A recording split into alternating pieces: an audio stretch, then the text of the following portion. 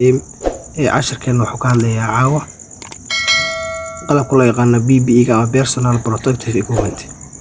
qalabkan loo yaqaan Personal Protective Equipment-ga waa qalabka loo yaqaan badbaadada caafimaadka loona baahan yahay health worker or health staff qof kasta oo xawil shaqaale caafimaad ah inuu qalabkan xirto. qalabkan PPE-ga la yiraahdo waa protect against microorganism and harmful substance. walxaha sunta ah iyo microorganism-ka maaragtadu inay jirka soo galaan bay ka difaacaan. maadaama qofka caafimaadka ama health staff-ka uu shaqeynayo qof patient buka, qofka bukaanka waxa weeye source of infection, waa il cudur weeye. si marka cudurada ay transmission ugu sameyn oo cudurada ay soo gudbin oo qofka bukaanka uga imaan oo qofka caafimaad qaba oo ugu soo gudbin, qalabkan qofka waa inuu xirtaa Personal Protective Equipment-ga la yiraahdo. sidoo kale qalabkan wuxuu faa'iido u leeyahay qofka bukaanka laftigiisu inaan xanuun loo soo gudbin. wuxuu kala difaacayaa qofkii health worker-ka ahaa iyo patient-ga labadaba inaan cudurada isu gudbin oo cudurada waxa weeye transmission, cudurada aysan gudbin from one person to another person, qofba uusan qof kale u gudbin. Guidance for the selection and use of personal protective equipment PPE in healthcare setting. qalabyada laga isticmaalo dhammaan xarumaha caafimaadka oo dhan way kala duwan yihiin, waana badan yihiin. waxaa laga hadli doonaa qaybaha ugu muhiimsan insha Allah dhegeys habboon.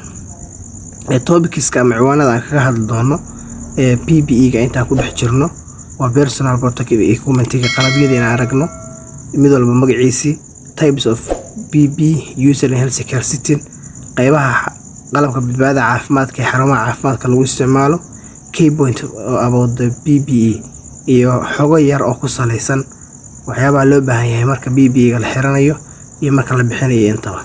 sidoo kale waxaan ka hadli doonaa casharkan waxa la yaqaan donning and doffing, qaabka loo xirto gloveska loo kala horumarinayo dhammaan qalabka PPE-ga iyo waxa weeye marka la iska bixinayo loo kala horumarinayo.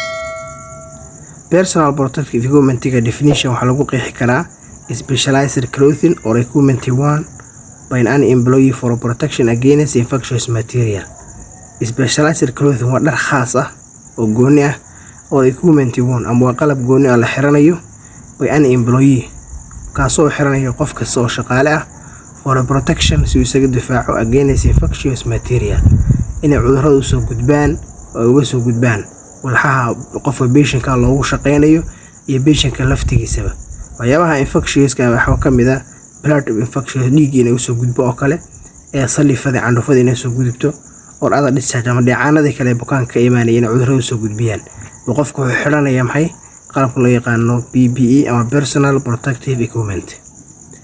Types of PPE used in healthcare setting, qaybaha qalabyada badbaadada caafimaadka ee PPE-ga loo yaqaan ee xarumaha caafimaadka la isticmaalo waxaa ka mid ah gloves. Gloveska waxa loo yaqaan faragashiga protective hands, wuxuu difaaca faraha oo muxuu ka difaacayaa blood and microorganism. qaabka loo gashanayo qalabka badbaadada caafimaadka. Sequence for removing PPE, qaabka la isaga saarayo ama doffing loo sameynayo marka la iska bixinayo qalabka badbaadada caafimaadka. waxaa laga bilaabay gloveska ugu horeeya, face shielding oo glass-ka ku yaalaha ama qalabka badbaadada indhaha iyo afka ee face shielding lahaye caagaha ugu horeeya, labaad ku xiga gowska ku xiga mask iyo respirator-ka ku xiga.